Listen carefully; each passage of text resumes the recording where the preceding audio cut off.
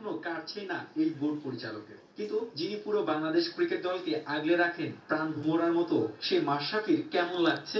সংবাদ সম্মেলনে বাংলাদেশ অস্ট্রেলিয়ার ম্যাচ প্রিভিউ ছাপিয়ে শিরোনাম হয়ে উঠল সতীর্থ তাসকিনের প্রতি অসীম ভালোবাসা। যেখানে পেশাদারিত্বের নয়, বিজয় হয়েছে ভালোবাসা। তরুণ সহযোদ্ধা তাসকিনের বোলিং অ্যাকশন অবৈধ, তা মানতেই পারছেন না বাংলাদেশ অধিনায়ক মাশরাফি বিন মুর্তজা। সংবাদ সম্মেলনে মাশরাফির চোখে অশ্রু ছল ছল করছিল।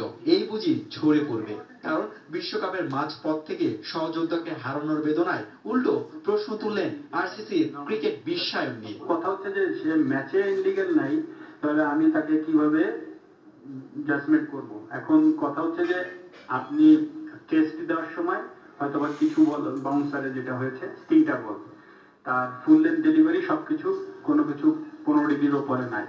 এখন কথা হচ্ছে যে অনেকেই তো বাউন্সার ছাড়াও খেলছে বা অনেক কিছুই খেলছে। এখন কথা হচ্ছে যে আপনি যে ম্যাচটার উপর বেস করে টেস্ট করেছেন সেই ম্যাচে কোনো বল ইনলিগ্যাল নাই, এখন আপনি কি তাকে আটকে রাখবেন নাকি রাখবেন না?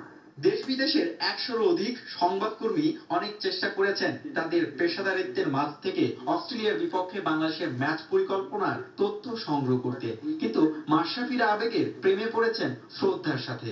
একজন সহযোদ্ধার জন্য একজন অধিনায়ক যে কতটা, অধিনায়ক বা বলেন বা সেনাপতি বলেন যে কতটা আবেগঘন হতে পারে, পুরো সংবাদ সম্মেলন জুড়ে সেটা দেখা গেল। তাসকিন এবং আবহাওয়া সানির বিষয়টা বলতে গিয়ে মাশরাফি নিজেকে অনেক কষ্টকর সংযত করে রাখতে পেরেছিলেন। মাশরাফি বলছে যে আপনার বাসার যদি দুজন সন্তান ঠিক না থাকে, সমস্যা থাকে, তাহলে কি আপনি সেই উদ্যম পাবেন? এবং এটা তো সব থেকে বড় আবেগের জায়গা যে একটা ক্রিকেট দলকে একটা পরিবারের মতো দেখা হচ্ছে। এটা কিন্তু বড় প্লাস পয়েন্ট। আমি বলবো বাংলাদেশ এই আবেগটাকে মূলধন করে এগোক।